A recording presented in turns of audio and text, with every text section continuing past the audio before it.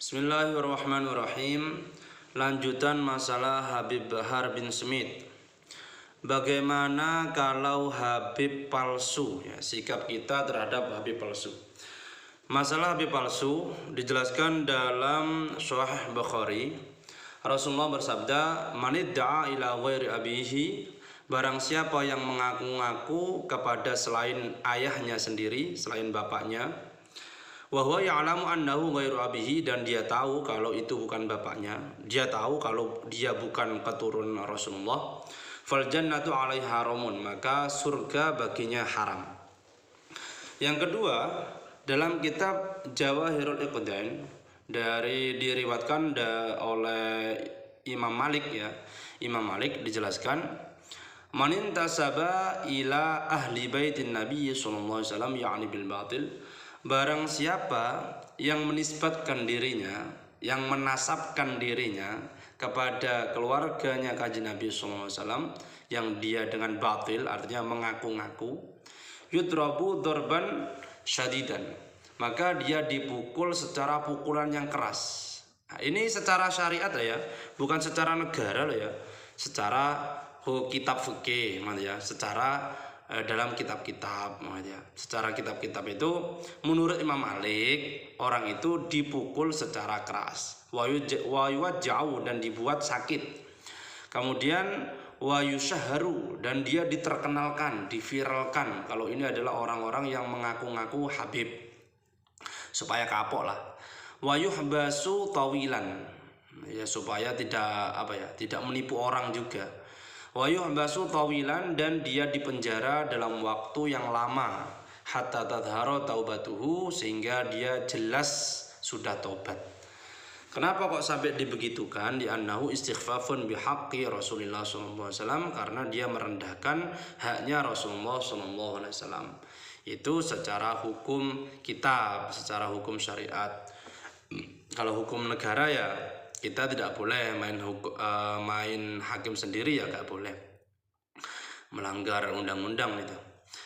Yang kedua, masalah bagaimana kalau Habibnya itu tidak punya akhlak tidak mencerminkan akhlaknya Rasulullah, apakah wajib diikuti? Jadi gini ya, jadi Habib yang wajib diikuti itu dalam hadisnya diriwayatkan oleh Sayyidina Ali, Rasulullah bersabda, inni taraktu fikum as-saqalain, sesungguhnya saya meninggalkan kepada kalian dua perkara yang berat. Ma in tamassaktum bihima lan tadillu, jika kalian berpegang teguh kepada dua perkara ini, maka kalian tidak akan tersesat. Pertama, kitab Allah, pertama kitabnya Allah, Al-Quran. Yang kedua, wa itrati, dan keluargaku. Nah, jadi kata-kata itrati dan keluargaku artinya keturunan Rasulullah. Ulama itu menafsiri, jadi itrati itu khusus, artinya itrati adalah keturunan Rasulullah yang alim, keturunan Rasulullah yang ulama. Nah, jadi keturunan Rasulullah yang memang sesuai dengan Quran, yang sesuai dengan sunnahnya Rasulullah, ya itu kita ikuti.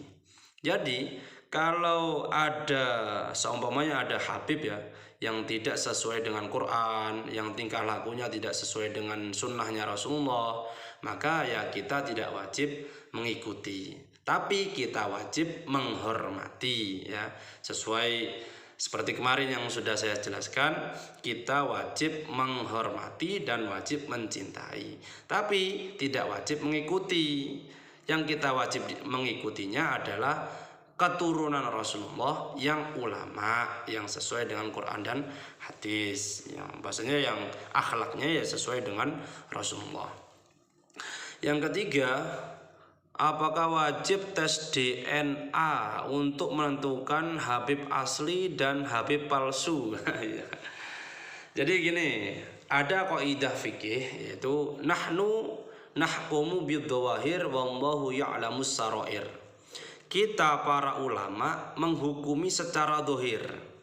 Jadi untuk penentuan nasab itu kita cukup bukti-bukti secara dohir, seperti akte atau KK atau penulisan nasab yang terpercaya atau pengakuan dari para orang dari banyak orang kalau itu memang keturunan Rasulullah, maka kita sudah kita menghukumi bahwa dia adalah keturunan Rasulullah.